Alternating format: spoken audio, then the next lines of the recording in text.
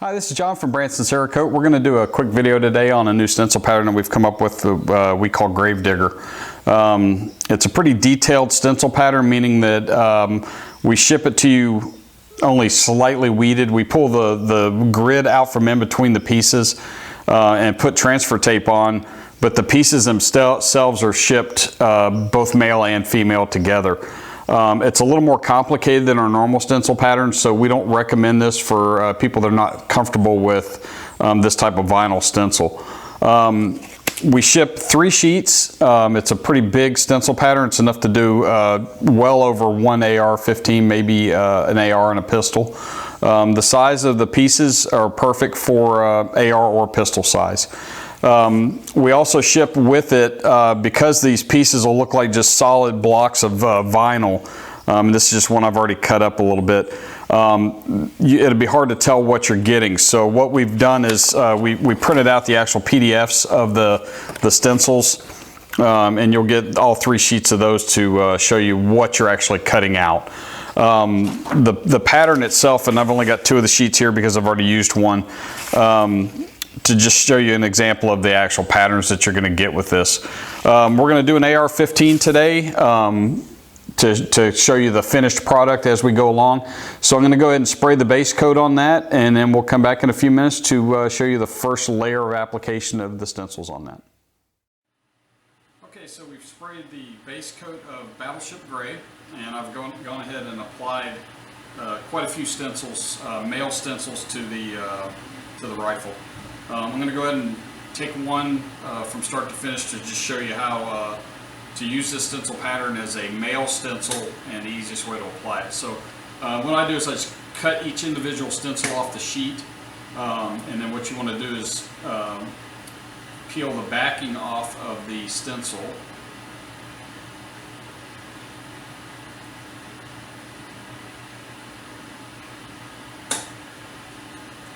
Sometimes you got to just work the edge. There we go.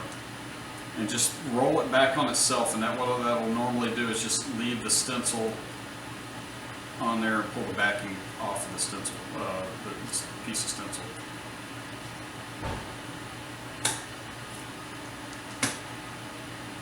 And then what you end up with is the male stencil part inside of a female stencil piece.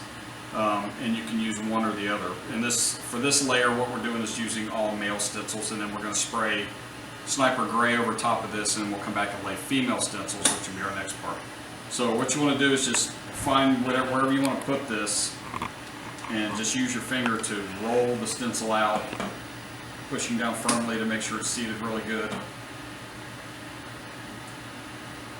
And then just start at whatever edge, it doesn't matter, and start to peel the transfer tape and the female part of the stencil back off of your surface.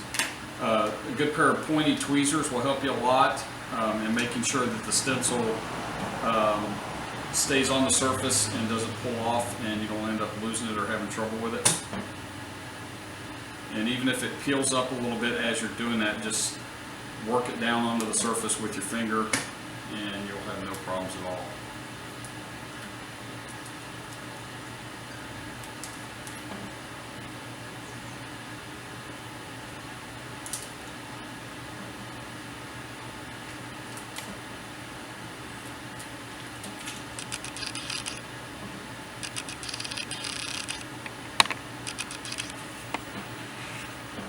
And then once you've got it all down, just go back over the whole stencil with your finger, making sure everything's seated. And that's all there is to it. Be back in a few minutes.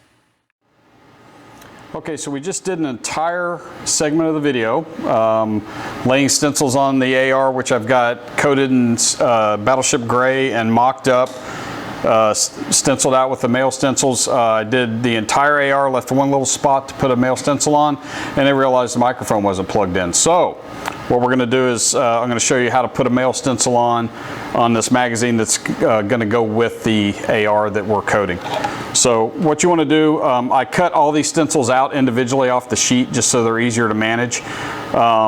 And they just look like blocks of yellow. So what you're going to do, this is actually the male and female piece coated with transfer tape, which is the way it's shipped. So what you want to do is just peel the white paper backing off the stencil piece, making sure that the stencil itself, the yellow material, sticks to the transfer tape, which is on the front. So you just roll that back, just carefully pull that off, and discard that part. And then what you want to do is just pick your surface wherever you want this to end up, lay it flat, rub it really good with your finger or a squeegee, whatever you have handy that'll help seat that down on there, and then grab just a corner, whatever corner is easiest of the stencil material, and then roll it back on itself. Now occasionally, because this stencil pattern has a lot of curves to it, the stencil material will have a little trouble releasing from the transfer tape. Good pair of pointy tweezers or a cuticle trimmer, something like that that has a nice point to it. Just work that under the stencil material, hold it down, and continue to roll that back. Once you get it back far enough to get your finger under there, just hold the stencil down, peel the female portion of the stencil off, which is what that ends up being, and I'm going to use these later for the next coat. And then what you have left is your male stencil on the surface. So you just want to go back once that's down, go over it with your finger, make sure it's seated nice and good. And then we're going to spray another coat over this, Sniper Gray, and then come back and use the female stencil. So be back in a few. Okay, so we sprayed our second layer, which was Sniper Gray, which is in the end going to be our primary color on this gun. One of the things I wanted to mention about this pattern is the reason why we designed it the way we did, and the reason why I like this pattern so much, is a lot of the pieces are smaller and have a lot of little arms and things on them that make it a lot easier, especially on like an AR platform, to work around little holes and little protrusions and everything on there. So this is a really good pattern for an AR. What we're going to do at this point, I've already started stenciling. We just want to turn the camera on real quick before I got too far into it and didn't have a nice big area to put a stencil on, just to show you putting on one of the female stencils. I've gone ahead and weeded the male portion out of these stencils just to make it a little easier on myself to see what I'm doing, but you can do it just as easily as what we did before with laying it on with the male and female and then plucking the male out of it with tweezers. Not a big deal. Either way works fine. It's just whatever you're comfortable with. So what I'm going to do is just take one of these female stencil pieces, peel it off, and as long as you're careful, they'll stay intact.